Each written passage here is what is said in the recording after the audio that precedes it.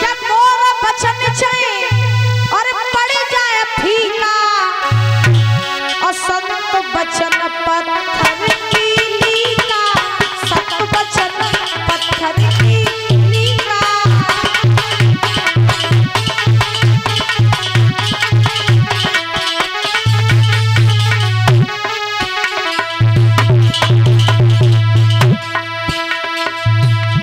महाराज महात्मा जी आते ब्राह्मण से बोले, अरे मोर बचन जाए पड़ जाए फीका और संत बचन पत्थर कीली का, संत बचन पत्थर कीली का।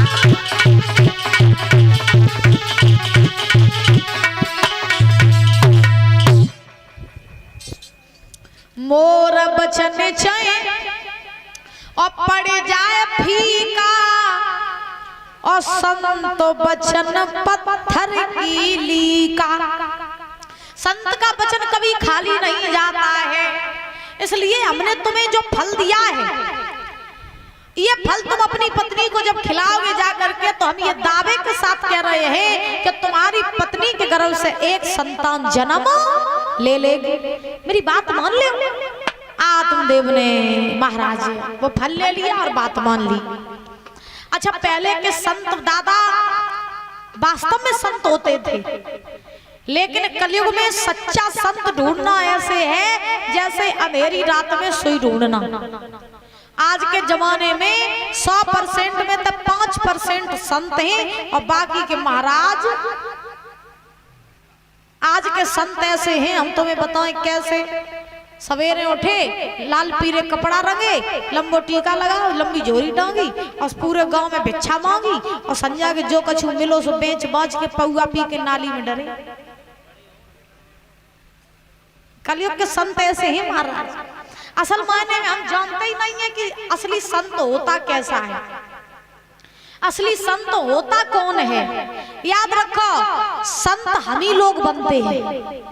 परीक्षित जी महाराज, संत हम ही लोग बनते हैं। जिस प्रकार से हम माँ के गर्भ से जन्म लेते हैं, वैसे ही संत भी माँ के गर्भ से जन्म लेते हैं। भाई वो धरती पर आकर के ही तो संत बनते हैं। अब ऐसा तो है नहीं कि अम्मा के पेट में ही संत महाराज बन के आए जाते हो। बताओ भाई, यहाँ आकर के ही तो संत बनते हैं। अच्छा, संत होता कौन है? संत वो होता है जिसका चरित्र पवित्र हो, जिसके आचरण सुंदर हो, जिसका हृदय शांत हो, जिसके मन में किसी भी तरीके का विकार ना हो, जो सहनशील हो, जो धैर्यवान हो, ऐसा व्यक्ति महाराज संत कहलाता है। और ऐसा आदमी अगर पैंट शर्ट में घूमे तो वो संत के ही समान होता है। ऐसा नहीं है कि संत किसी कंपनी से लॉन्च होते हो, हाँ, या कोई मशीन तो बनाए जाते हो। नहीं, हम ही लोग संत बनते हैं। फर्क सिर्फ इतना है कि कोई धर्म पर चल के संत बन जाता है और कोई महाराज बुरे कर्म करके राक्षस बन जाता है। बोलो राधे राधे, जोर से बोलो, आवाज नहीं निकलता है। रोटी तो 4-5 खा लेती हो, तो ये खाती। बोलो गोविंद भगवान की। तो सूत जी महाराज समझा रहे 88,000 ऋषियों को कि हे ऋषियों, आज आत्मदेव ब्राह्मण ने वो फल लिया और फल लेकर के आत्मदेव ब्राह्मण जो है वो महाराज जंगल से चले आए। और जंगल से जब आए हैं तो अपनी पत्नी धुंधली के पास में पहुंचे। जैसे ही धुंधली के पास पहुंचे तो धुंधली को वो फल दिया आत्मदेव ब्राह्मण ने और कहा कि ये धुंधली, तुम ये फल खा लो, और जब तुम ये फल खाओगी तो तुम्हारे गर्भ से एक संतान जन्म ले लेगी। तो जो ये बात कही तो धुंधली ने वो फल ले लिया और आत्मदेव से कहा ठीक है महाराज, मैं फल खा लूंगी। आत्मदेव दादा वहां से चले गए। अब धुंधली वो फल लेकर के बैठी है और मनी मन में सोच रही है कि हम फल खाएंगे, फिर हम गर्भवती हो जाएंगे, फिर संतान होगी, ये पीड़ा कौन सहन करेगा। फिर संतानों की देखभाल कब करें, फिर अपनी देखभाल कब करें। अच्छा, बहुत से हमने देखा है माताओं के स्वभाव ऐसे, नारियों के स्वभाव होते हैं। लड़का बच्चा 5-5 घूम रहे महाराज, और लड़का बच्चा मोमबत्ती लटका के घूम ही रहे, अम्मा जब घर तक बाहर निकलता खूब डेंटिंग पेंटिंग में निकलता। हाँ, हमने अपनी आंखों से देखा महाराज, शायद आप लोगों ने भी देखा हो। बच्चा बेचारे नाकों नहीं पहुंचा, और बच्चा ऐसे ही मट्टी में खेल रही है, घूम रहा है, और अम्मा महाराज जब निकल रही है तो बढ़िया डेंटिंग पेंटिंग ही करके निकल रही है। अब आजकल तो व्यवस्थाएं ऐसी हैं कि बच्चा बाहर खेल रहा है, अम्मा को कोई फर्क नहीं है। फर्क का जब इन्हें इंस्टाग्राम पे रील ही बनाए तो फुर्सत नहीं मिलते हैं, तो बच्चों को संस्कार दिए कौन? आजकल माताओं के भी स्वभाव बड़े क्रूर हो गए हैं महाराज, बड़े क्रूर स्वभाव हो गए हैं। पहले माँ की ममता जो होती थी वो अब महाराज नहीं रही, वैसी बात नहीं रही जो पहले हुआ करती थी। आज आप धुंधली सोच रही है कि अब संतान होगी फिर हम अपनी देखभाल नहीं कर पाएंगे और हम फल खाएंगे, पीड़ा होगी, संतान होगी तो पीड़ा कौन सहन करेगा। अब महाराज चुपचाप धुंधली बैठी है। तब तक क्या हुआ कि धुंधली की बहन आ गई, और जब धुंधली की बहन आई तो उसने धुंधली के हाथ में वो फल देखा और कहा, बहना ये फल तुम्हारे हाथ में किसका है, इसके फल के लक्षण क्या है? तो धुंधली ने कहा, लक्षण ये हैं कि जब हम ये फल खाएंगे तो हम गर्भवती हो जाएंगे और ये फल मेरे पति मुझे दे के गए हैं। तो धुंधली की बहन बोली, तो फिर क्या बात की टेंशन है, फल खाए लो, वैसे तुम्हारे घर में संतान नहीं है, जो तुम फल खाइए तो तुम्हारे घर में संतान हो जाए, तो फल खाए लो। धुंधली कहने लगी, हम जाई तो नहीं चाहते कि हमारे घर में संतान हो, हम पीड़ा सहन नहीं करना चाहते हैं, हम ये मुझसे पीड़ा सहन नहीं होगी, इसलिए हम ये फल नहीं खाएंगे। कोई ऐसा उपाय बताओ कि घर में संतानों हो जावे और हम फल खाए वैसे बच जावे और हम पीड़ा से बच जावे, ऐसा उपाय बताओ। तो धुंधली की बहन बोली, तो मेरे पास में एक उपाय है। क्या? तो जवाब दिया, उपाय ये है कि मेरे घर में ये 4 बालक और मेरे 5वें गर्भ की है बारी। तुम्हारे घर में दौलत है लेकिन संतान नहीं है, और हमारे घर में संतान है मगर दौलत नहीं है। तो ऐसा करो कि तुम जो फल ले जाए कि तुम्हारे घर में जो गाय है, बस गाय ने कबो गर्भ धारण नहीं करो, तो जो तुम फल ले जाओ और बस गाय को खिलाए दे जाए के, ऐसे जब फल को परीक्षण हो जाए कि फल झूठो है या सच्चो है। अगर गाय ने गर्भ धारण कर लो तो फल सही है, और गर्भ धारण गाय ने न करो तो फल झूठो है। तो तुम जो फल ले जाए के गाय को खिलाए दो, और मेरे गर्भ से जो संतान जन्म लिए वो बालक हम तुम्हें लायक दे दिए, और हम अपने घर अच्छे कछु पानो बनाए दिए, बा के बदले में तुम हमें दौलत दे दियो और हम तुम्हें पुत्र दे देंगे। और तुम आत्मदेव का झूठी कह दियो कि तुमने वो फल खा लिया।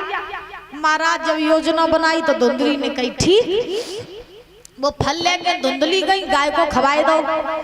अब महाराज धीरे धीरे आत्मदेव से धुंधली ने कह दी कि महाराज हमने वो फल खा लिया। अब परीक्षित जी धुंधली के पास में जब आत्मदेव आते तो धुंधली अपने महाराज गर्भ से वस्त्र बांध लेती, और ऐसा लगता जैसे कि ये वास्तव में गर्भ से है।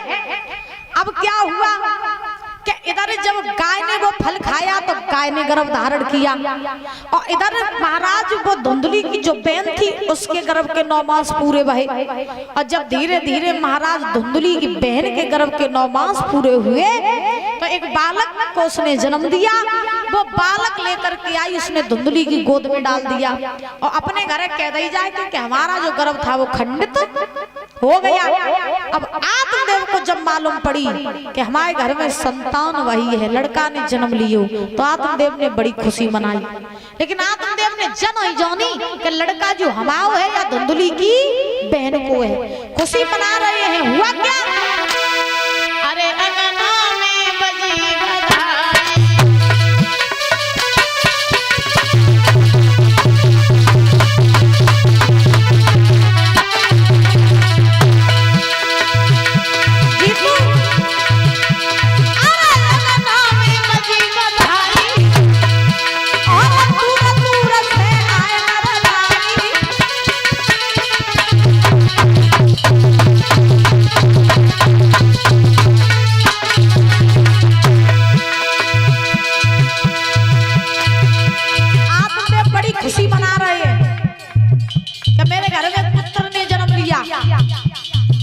ठिकाना नहीं है, नाच रहा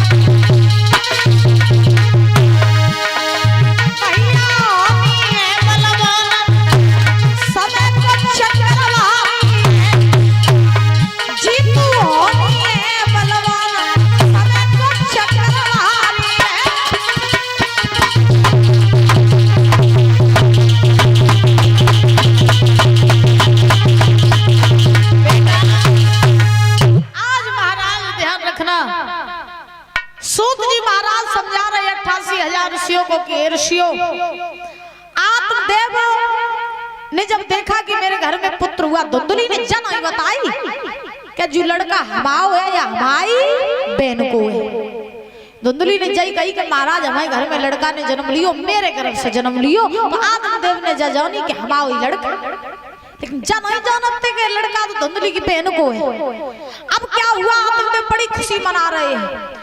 अब धीरे धीरे समय बीता, और जब समय बीता तो गाय ने जो गर्भ धारण किया था, जब महाराज गाय के गर्भ के दिन पूरे हुए तो उसके भी गर्भ से एक बालक ने जन्म लिया। किसके गर्भ से? गाय। अच्छा, गाय के गर्भ से जब बालक ने जन्म लिया तो मालूम उसका महाराज स्वरूप कैसा था? कैसा था? उसके कान जो थे वो थे बछड़े की तरह, और शरीर पूरा था मनुष्य की तरह। गाय का जो बालक था उसके कान थे बछड़े की तरह और शरीर पूरा मनुष्य की तरह था। अब आत्मदेव ने जानी, अब आत्मदेव बड़ी महाराज खुशी मना रहे, बोले अब तो मेरे घर में दो लड़का भाई, एक मेरी पत्नी को और एक गाय को। अब भाई उसका आकार तो महाराज मनुष्य की तरह था। अब बड़ी खुशियां मना रहे आत्मदेव। संत महात्माओं को बुलाया, बच्चों के नामकरण संस्कार करवाए, और जब नामकरण संस्कार हुए तो महाराज संतों ने जब धुंधली के लड़के की वो हस्तरेखा देखी तो संतों ने आत्मदेव से कहा, बोले महाराज हाँ, जो तुम्हारा जो लड़का है जो बहुत बड़ो पापी हुई है, अत्याचारी हुई है, अधर्मी होगा, संत महात्माओं को सताएगा, तुम्हें मारे है, तुम्हारी पत्नी को मारे है, तुम्हारी न सेवा करे, और जो कुछ तुमने कमाओ सो सब जो आगी लगाई है। और जो गाय का बालक है ये बहुत बड़ा भगवान का भक्त होगा, भक्ति करेगा, तुम्हें सतमार्ग की तरफ ले जाएगा। जब तुम्हारे पास कोई नहीं होगा तब यही तुम्हारी सेवा करेगा।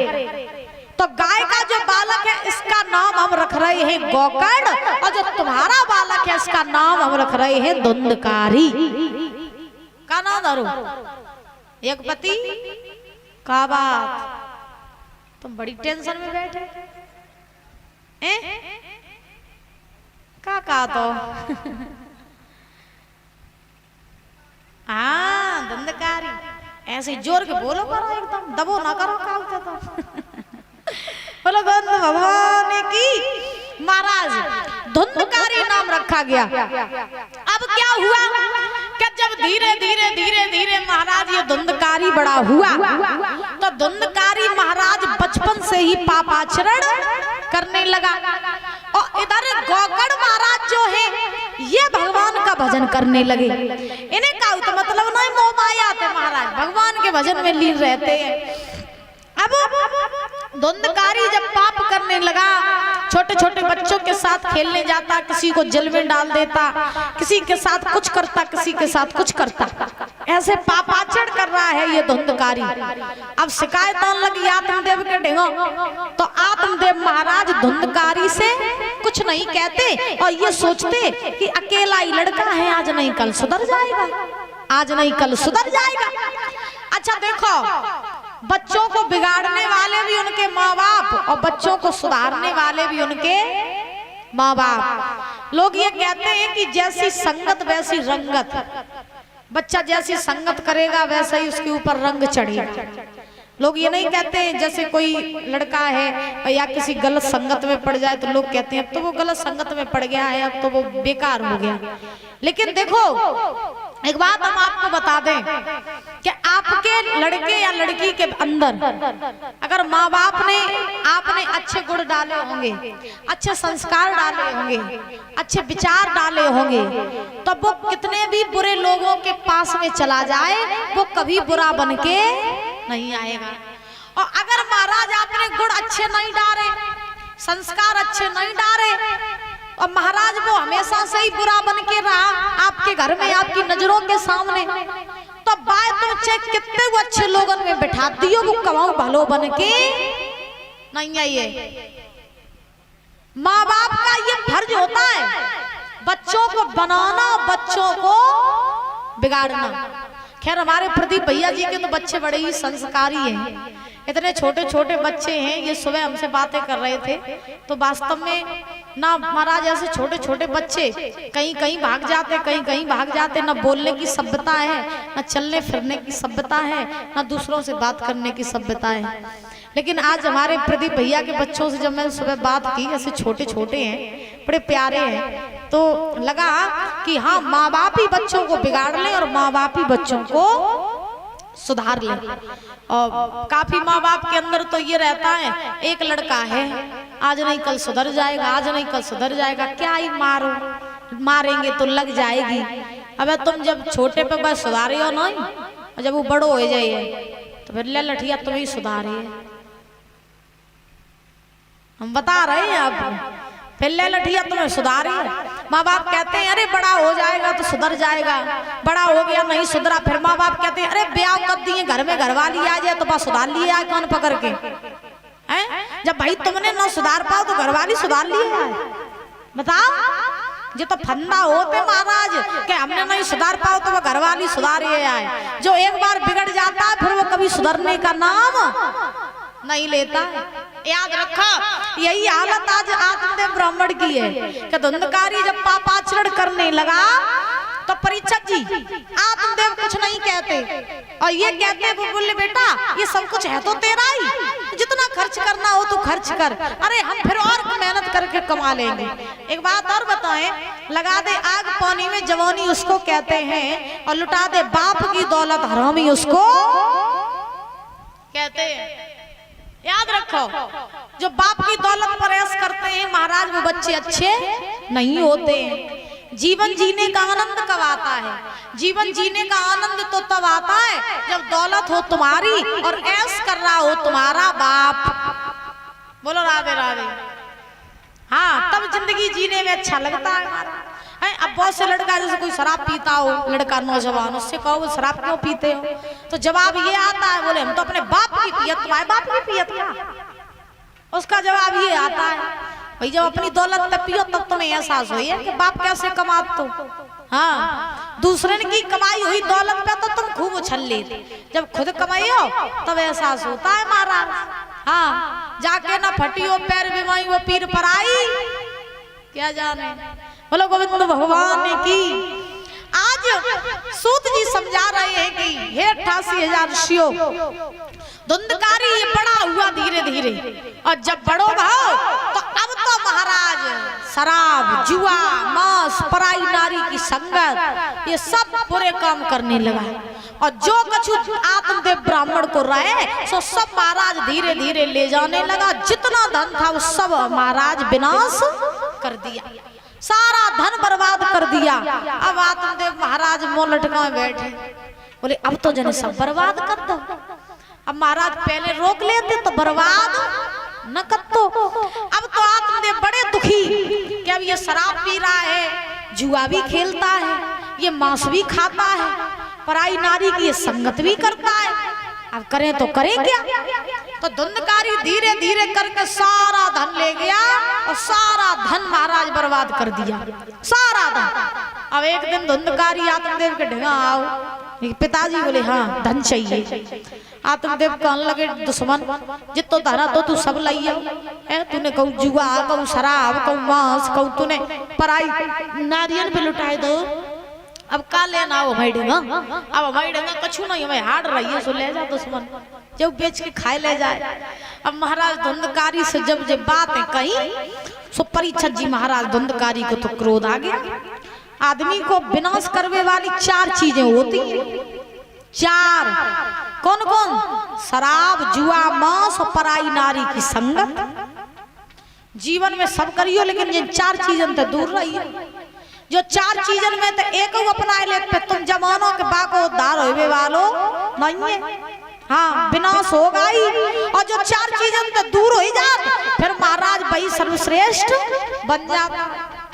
अब भाई तुम शराब पिया तो तुम्हें कछु जब लाभ मिले तो पियो, अब लाभ हो कछु है नहीं और तुम तो अपने फेफड़ा फुकोए दे तो पी पी के। और फिर देखो दारू तो ऐसी होती है कि जब आदमी दारू पीता है तो दारू भीतर और बुद्धि बाहर और आदमी जब शराब पी ले दादा तब बाकी घर में खावे को ना जना होवे, लेकिन वो बन राष्ट्रपति जाता है नशा में। सत्य बता रहे आपको। और एक चीज हमने देखी, शराबी शराब के नशा में चलत चलत अगर नाली में गिर जावे तो महाराज शराबी को वह नाली डबल बेड वो गद्दा ही लगा। तो कहने का भाव महाराज ये है कि देखो शराब में कोई लाभ मिले तो पियो भाई, काम ऐसा करो जिससे कुछ बेनिफिट हो। अब कुछ लाभ तुम्हें मिलता नहीं है, तुम तो मरे जा रहे हो पी पी के हैं। मुझे पीने का शौक नहीं, पीता हूँ गम भुलाने को। कछु लोगों को तो ऐसे ऐसे गम लगे हो तो महाराज दारू थे जात। ऐसी लोगों की मानसिकता होती है। बोलो राधे राधे, जोर से बोलो। अब एक जगह मेरी कथा चल रही थी तो यही प्रसंग चल रहा था। तो महाराज 60 साल के डो कर रहे हैं, हमारे इधर चल रही थी कथा। 60 साल के डो कर रहे हैं तो हमने कही